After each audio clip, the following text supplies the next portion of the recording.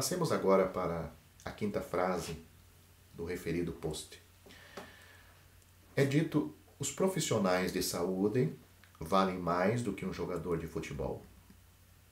Bem, a Bíblia mostra alguém que vale muito mais do que tudo e todos, e esta pessoa gostaria de abençoar a todos com uma salvação eterna, mas quando veio a este mundo foi rejeitado, como hoje ainda está sendo rejeitado pela maioria. Note o que diz note o que diz Isaías, capítulo 53, dos versículos 2 a 5.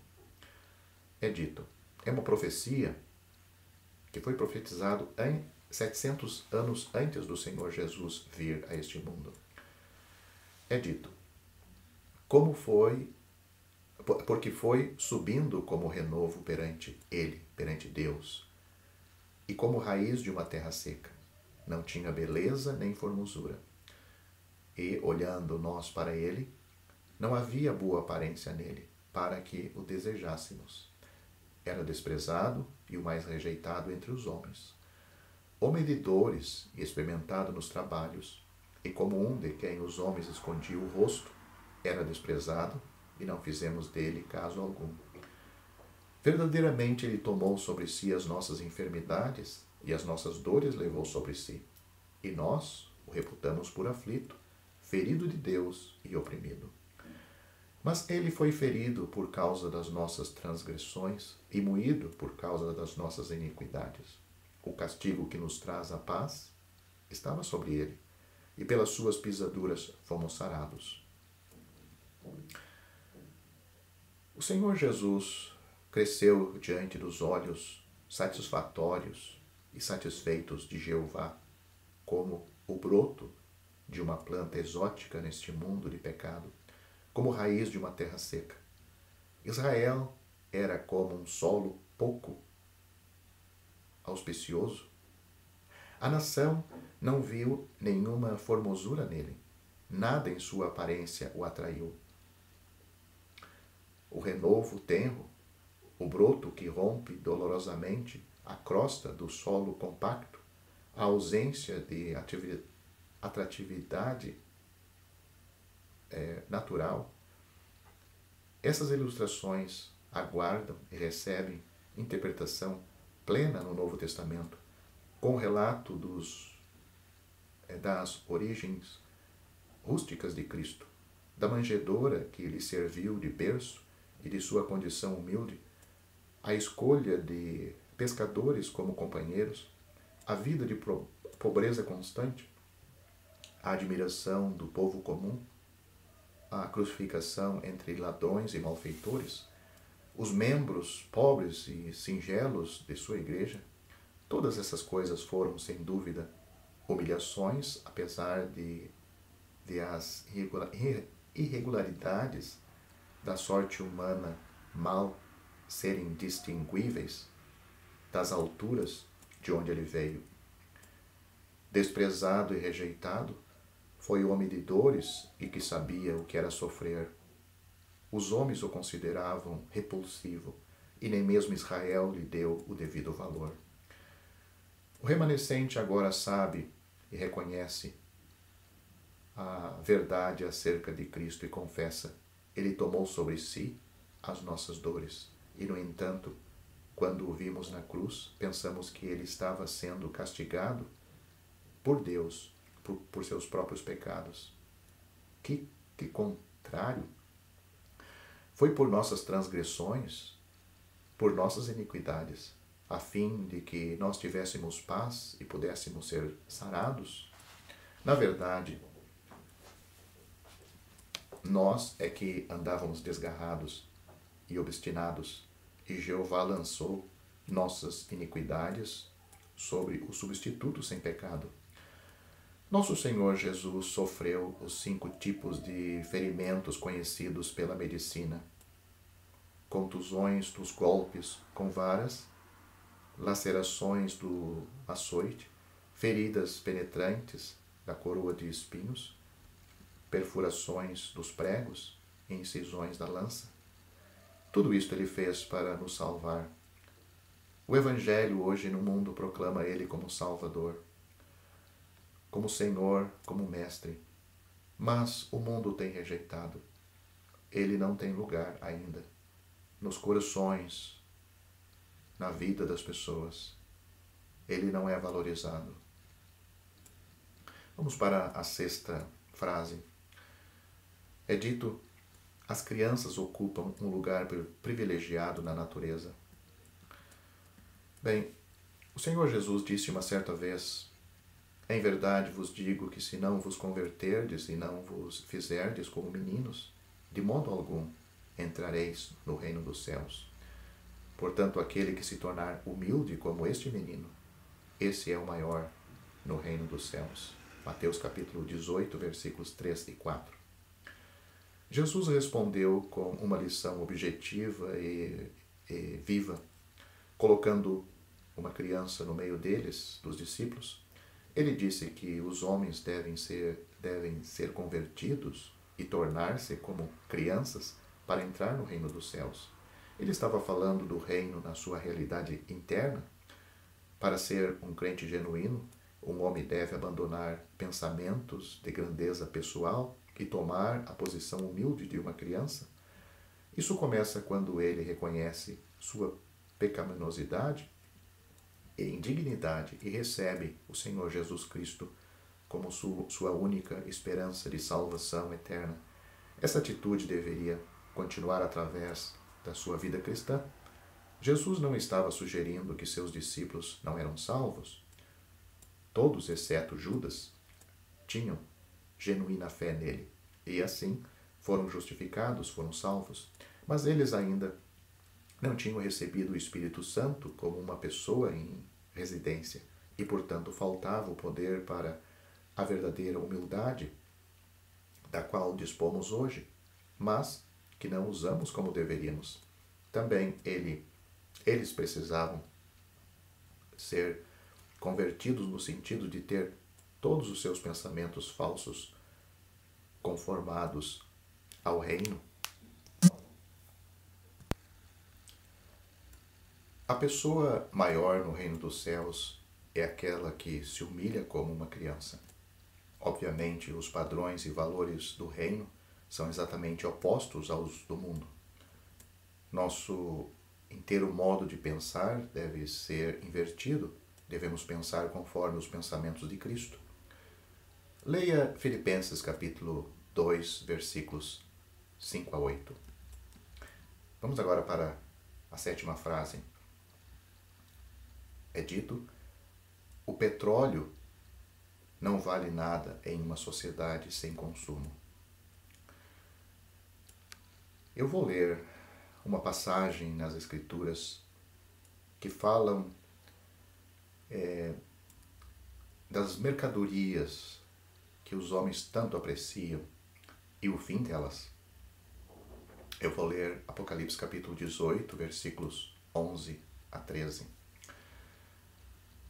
E sobre ela choram e lamentam os mercadores da terra, porque ninguém mais compra suas mercadorias, mercadoria de ouro e de prata, e de pedras preciosas, e de pérolas, e de linho fino, e de púrpura, e de seda, e de escarlata, e toda a madeira odorífera, e todo o vaso de marfim, e todo o vaso de madeira preciosíssimo, de bronze e de ferro, e de mármore, a canela, e perfume, e mirra, e incenso, e vinho, e azeite.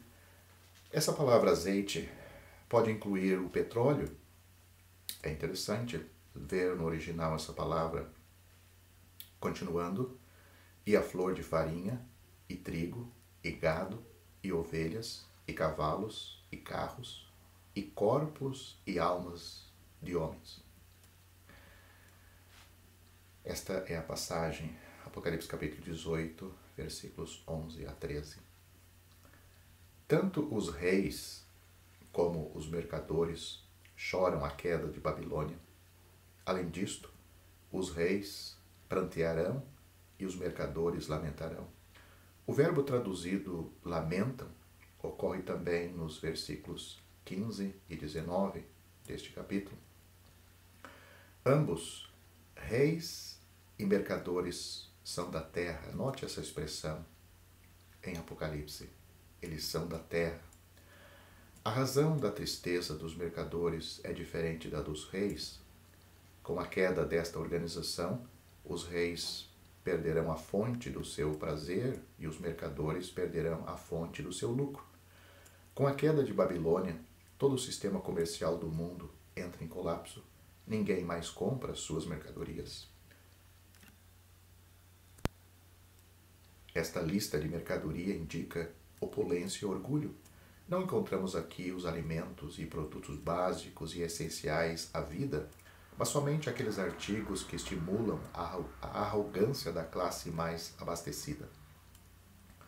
Nestes versículos encontramos alguns alimentos, como flor de farinha e trigo, e encontramos também o vinho e azeite, mas estes não são os alimentos ou bebidas da classe operária. Note bem como a lista de mercadoria termina. A Babilônia faz comércio de corpos e de almas humanas. A palavra traduzida homens é um termo genérico que inclui ambos os sexos. Em nome da religião, corpos e almas são vendidos a serviço de Satanás. No esporte profissional, seres humanos são vendidos e comprados como se fossem escravos ou meros objetos.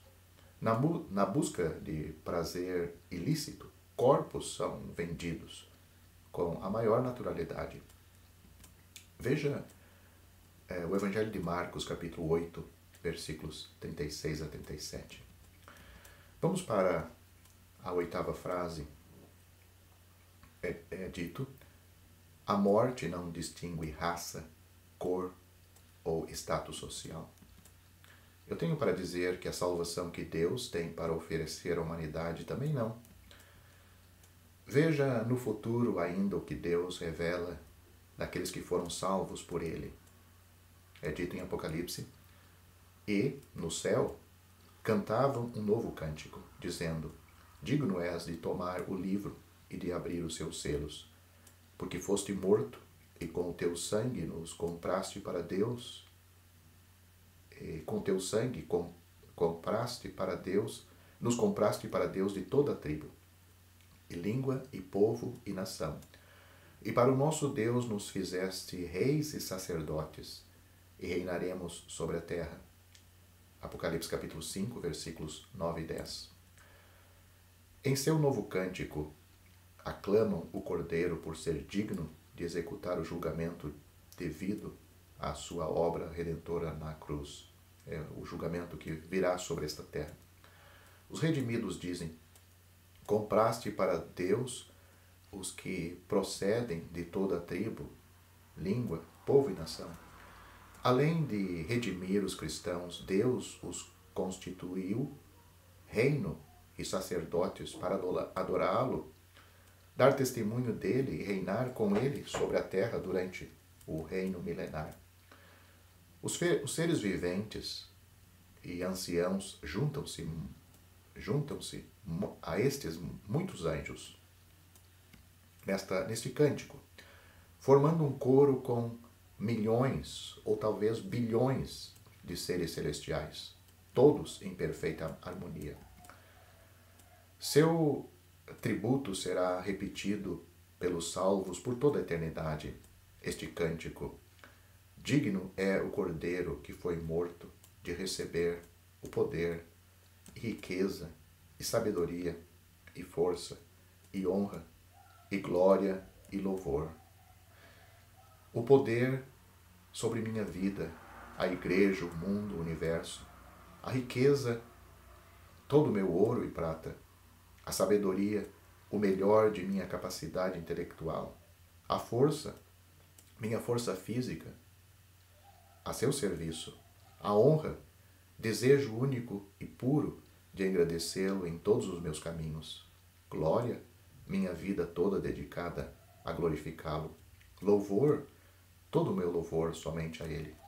O cântico se transforma numa área ressoante e harmoniosa. Toda criatura que há no céu e sobre a terra juntam-se ao coro que tributa o louvor e a honra e a glória e o domínio eternos a Deus Pai e ao Cordeiro. Esse versículo é paralelo a Filipenses capítulo 2, versículos 10 a 11, que convoca todo o joelho a se dobrar ao nome de Jesus e toda língua a confessar que Ele é Senhor. A ocasião específica não é mencionada, mas certamente tudo isso acontecerá depois que os salvos forem ressuscitados para a vida eterna e os perdidos para o julgamento eterno. Os cristãos já terão reconhecido que Jesus é o Senhor, mas os incrédulos serão compelidos a exaltá-lo. É fato inescapável que todos prestarão homenagem ao Pai e ao Filho. A frase 9 é dito o seguinte: o ser humano pode ser oportunista e desprezível.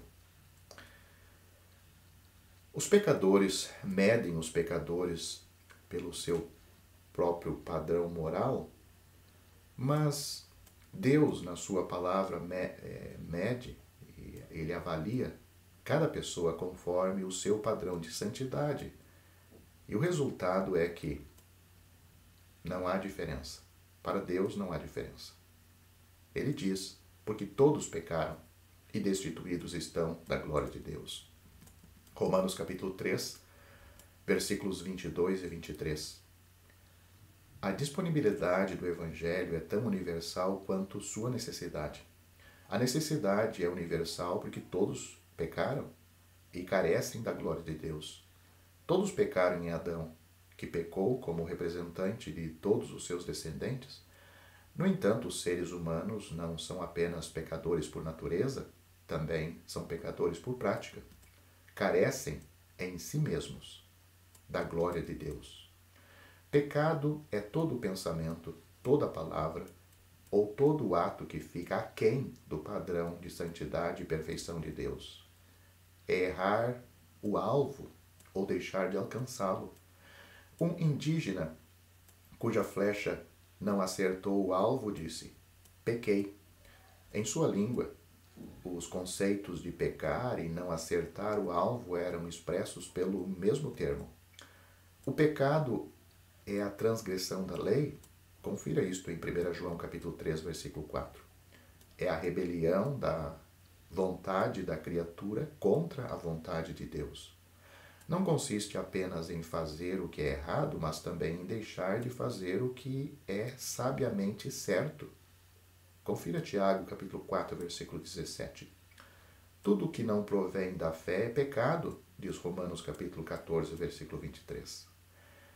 É errado, portanto, fazer qualquer coisa a respeito da qual se tem alguma dúvida plausível. Quem age contra a própria consciência peca. Toda injustiça é pecado, diz 1 João capítulo 5, versículo 17. E as ideias do insensato também são pecados, diz Provérbios capítulo 24, versículo 9. O pecado começa na mente. Quando é incentivado e alimentado, manifesta-se na forma de um ato, e este conduz à morte. A princípio, o pecado muitas vezes parece atraente, mas, em retrospectiva, é repulsivo. Em alguns momentos, Paulo faz distinção entre pecados e pecado. A forma plural refere-se às coisas erradas que fizemos. A forma singular refere-se à nossa natureza perversa, ou seja, ao que somos. Esta última é bem pior que qualquer coisa que tenhamos feito. Cristo, porém, morreu tanto por nossa natureza pecaminosa quanto por nossos atos perversos. Deus perdoa nossos pecados, mas em nenhum momento a Bíblia diz que Ele perdoa o nosso pecado. Antes Ele condena ou julga o pecado inerente à cruz, inerente à carne, na cruz. Romanos capítulo 8, versículo 3. Também há uma diferença entre pecado e transgressão. A transgressão consiste na violação de uma lei conhecida. O ato de roubar é essencialmente pecaminoso, é errado em si mesmo, no entanto, também equivale a uma transgressão quando há uma lei que proíbe. Onde não há lei, também não há transgressão. Romanos capítulo 4, versículo 15. Paulo mostrou que todos os homens pecaram e carecem continuamente da glória de Deus. Agora, o apóstolo apresenta a solução nos versículos seguintes. Ele disse que pela graça o pecador é salvo. Salvo pela morte de Cristo, pois a morte de Cristo dá-nos salvação de uma forma gratuita e se obtém pela fé. Paulo diz em Atos capítulo 16, versículo 31, crê no Senhor Jesus Cristo e serás salvo.